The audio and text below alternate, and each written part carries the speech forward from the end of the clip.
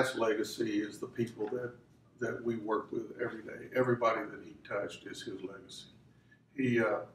He always saw the best in people.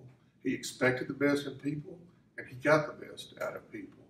And so his legacy has to be the people that he left behind, because everybody he touched was better for it. I'm Steve Van Amberg, and I've been in the development business since 1985. From the minute and the first time I met Pat, he had a couple of traits that I really admired and appreciated. One was his transparency and the fact that what you saw is what you got, which I thought was really important. I felt very comfortable telling him things and talking to him. And I also really listened to him carefully, because he really did have a lot of really good experience. The second thing was his integrity, and the fact that I felt like when he told me something, it was correct, and there wasn't a lot of BS and sugarcoating, which is really important if you're buying a project and you need a solid price and schedule. Pat's legacy, in my opinion, would be that he has taught all of the leaders currently, including Preston and Justin and everybody, how to behave and how to work with people and how to do it at the highest integrity level. Just a really high quality person in my life, and I'm so fortunate that I got to spend the years with him that I did. Well, Bob Ferguson, mainly my relationship with Pat was through our two companies. You know, it was Rogers O'Brien, and we were a contractor working for Rogers O'Brien, TD Industries. We just became friends, mainly through the industry. What stood out to me about Pat, you always hear this with any leader, you always say, well, they have that integrity factor.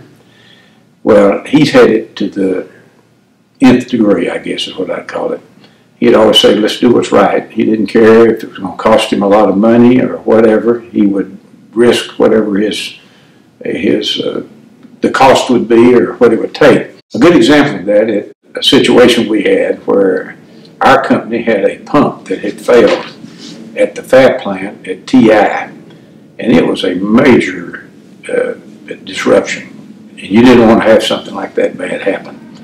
And I never will forget that Pat had called our company and said, look, we're going to figure out how to work this out. We're going to take care of the customer. It's the right thing to do.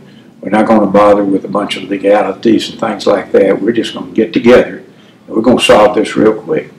And that's what happened. Now the magic of that is, because we did it the right way with his leadership, for the next many years, I know Rogers and O'Brien got a lot of business at TI, but so did our company. It was just the way that Pat led us through that. And it wasn't a problem. He made it an opportunity. So that's kind of the way I remember Pat professionally. I saw the way Pat did everything with excellence. How he loved his wife, he loved his son, and how he cared for him. He did the same thing with his employees. Loved them, cared for them, and would make sure that they were okay and their families were okay. So I love Pat O'Brien and love the way he interacted with other folks in the industry, and the quiet way he built a great company.